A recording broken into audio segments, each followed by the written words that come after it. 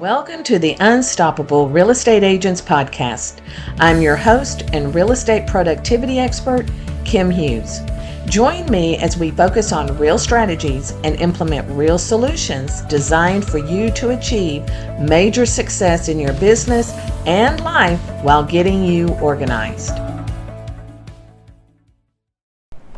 Hi, everyone. In today's podcast, we are going to be talking about building a referral network.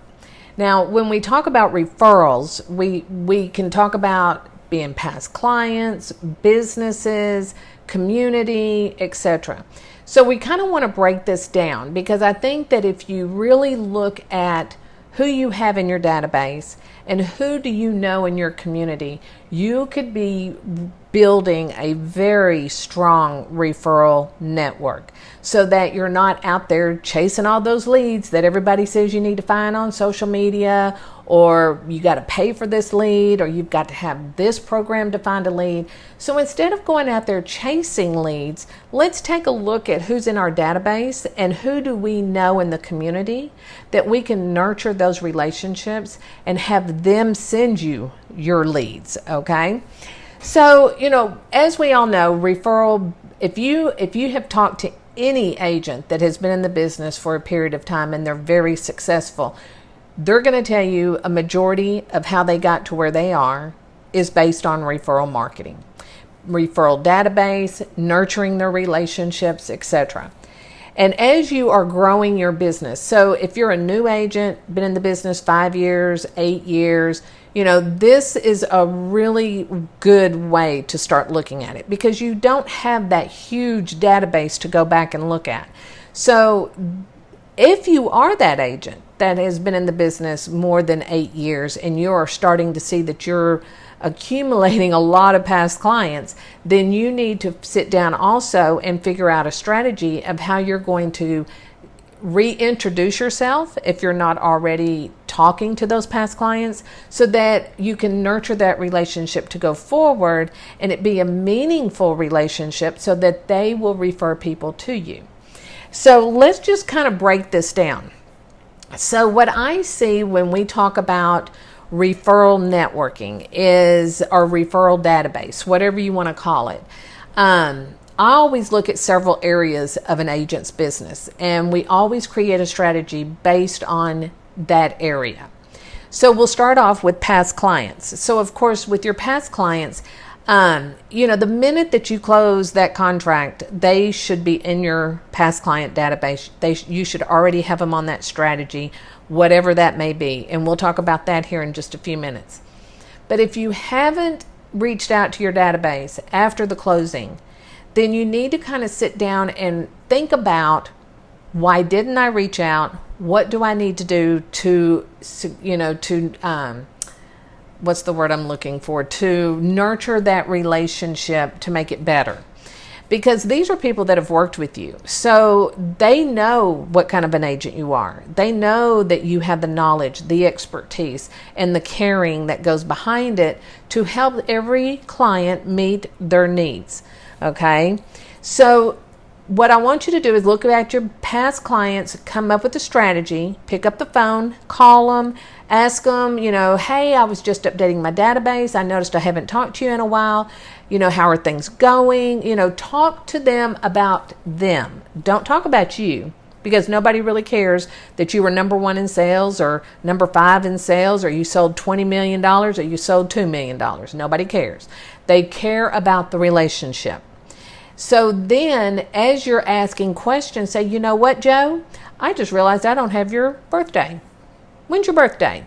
Everybody will give you their birthday. They may not give you the year, but they will give you the birthday. And then I want you to get off the phone. I want you to update the database and then strategize on how you're going to stay in touch with them. So this is where I'm going to give you some tips on what you could do.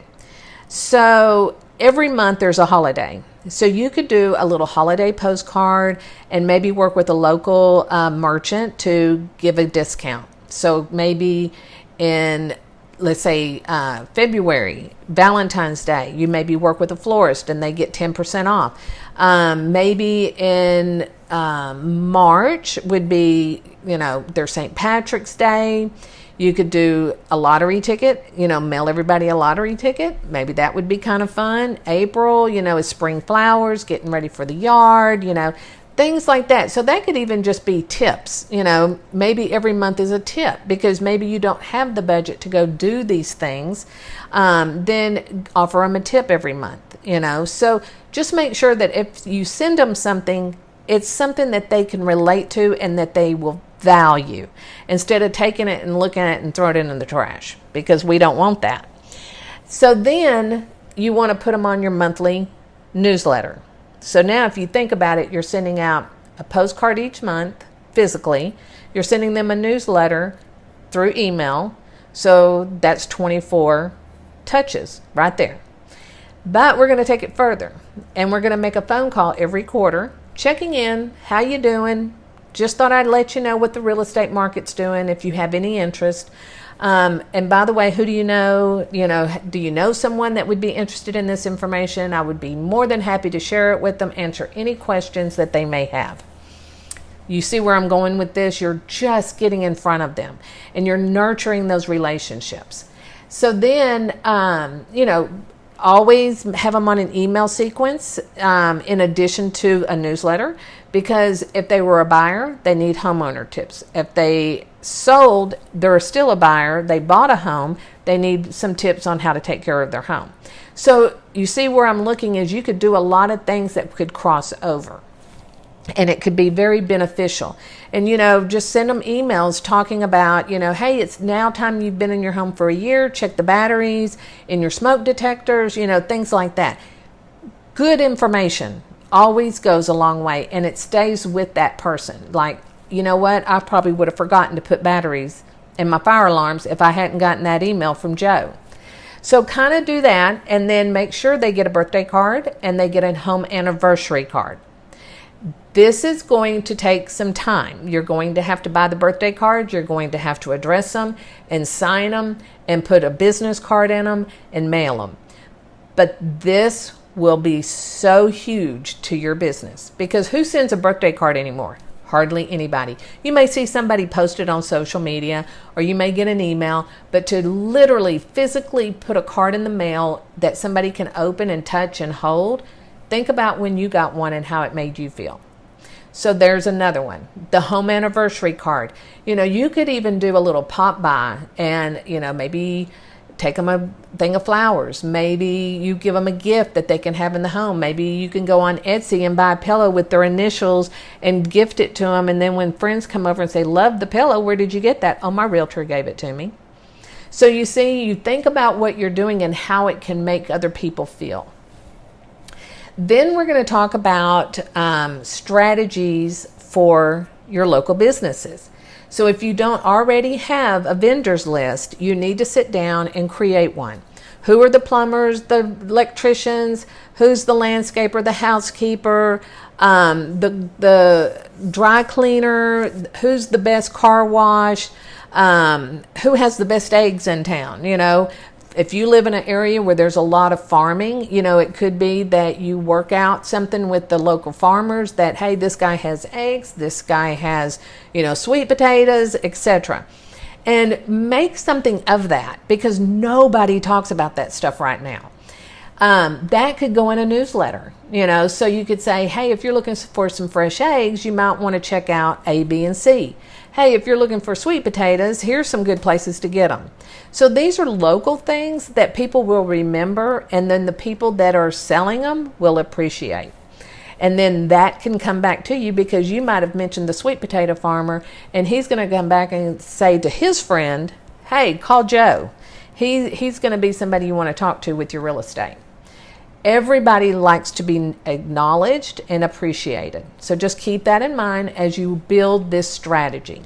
Think about how you would feel if when somebody says, hey, call Joe, he helped me sell my home. When that person calls Joe, don't you think Joe is going to feel pretty good that that client sent them a lead? Absolutely. But make sure that when they do close, you also give a gift to the person that referred the lead to you. Well, you should probably do that whether they did or not, but, at least send a thank you card. So then another thing you could do with your businesses is, now that you've created your vendors list, maybe you sort those out into groups. So for example, you have your stager, your videographer, your photographer. So those are 3 people that have something in common, and then take them all out to lunch and have a brainstorm session. Wouldn't that be a great conversation to hear a stager and a photographer talk about how to stage the home, how to photograph the home? What tips do you have? Well, what tips do you have? Well, what works for you? So you see there's conversation going. They're engaging because of you, and they're going to appreciate that. And then the next time you list a home and you're calling that stager, she's going to remember that, and then she's going to have a friend that's going to either buy or sell, and then she's going to think of you. So see how that's all coming together. I hope everybody's on the same page with me. And then get involved in your community. Everybody should be involved. It doesn't matter what you want to do. If you want to be the team mom of your child's little league football team or the cheerleader team, then go do that. If you want to be involved on a bigger scale, then do that. There is always opportunity in your community to volunteer.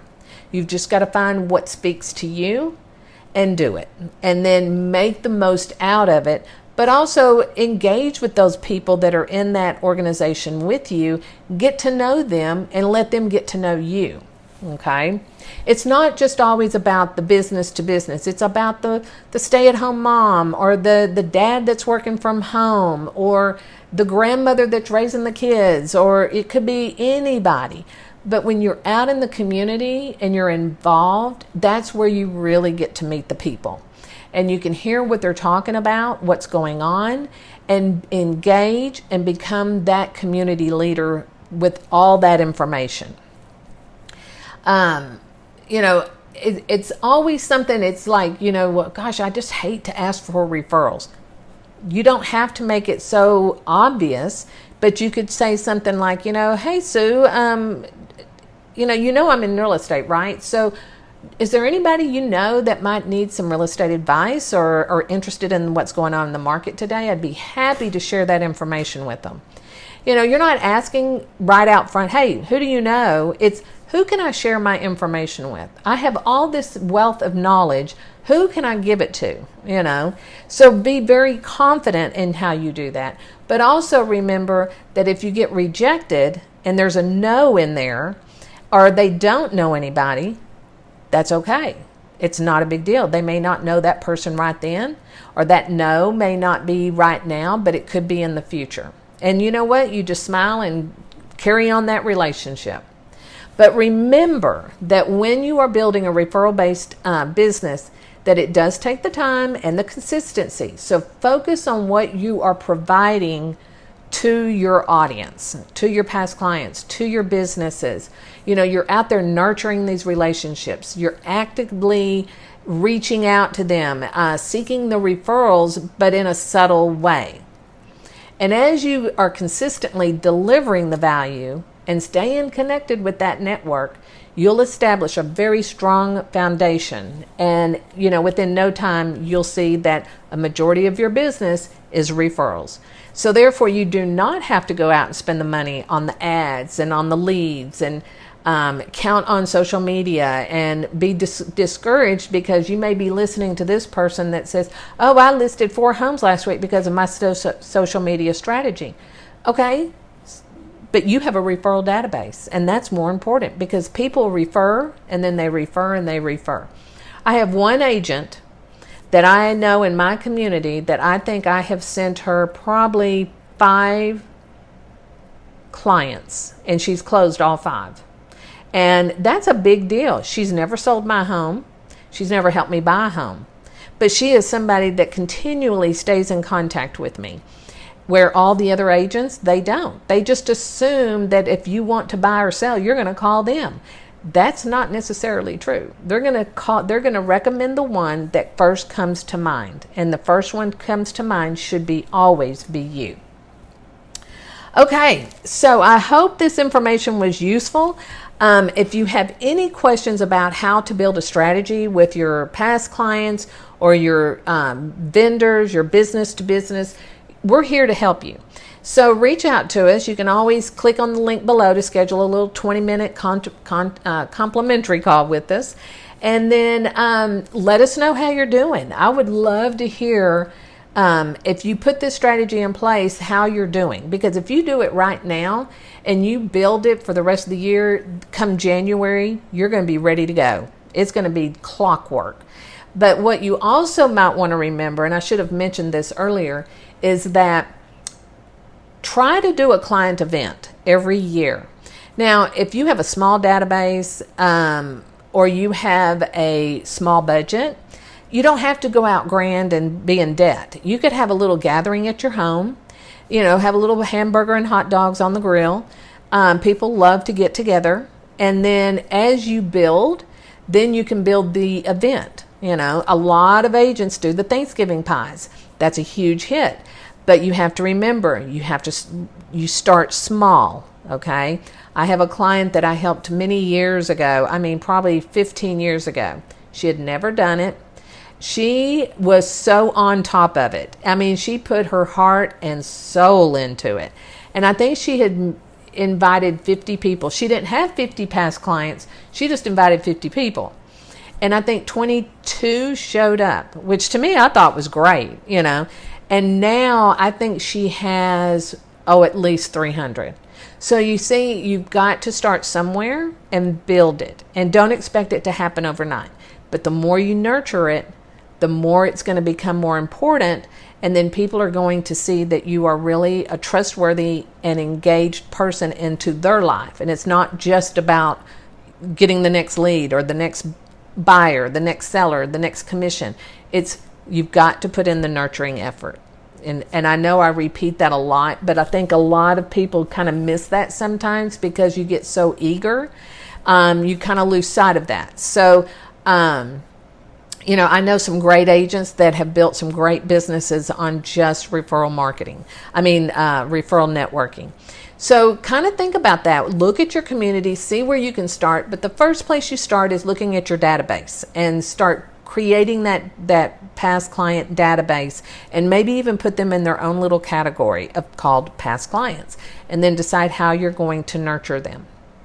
All right. Well, I hope you enjoyed this podcast. I hope you walked away with some tips that you can immediately implement. And if you have any questions, we're here to answer them, and we'll talk to you next time. Bye.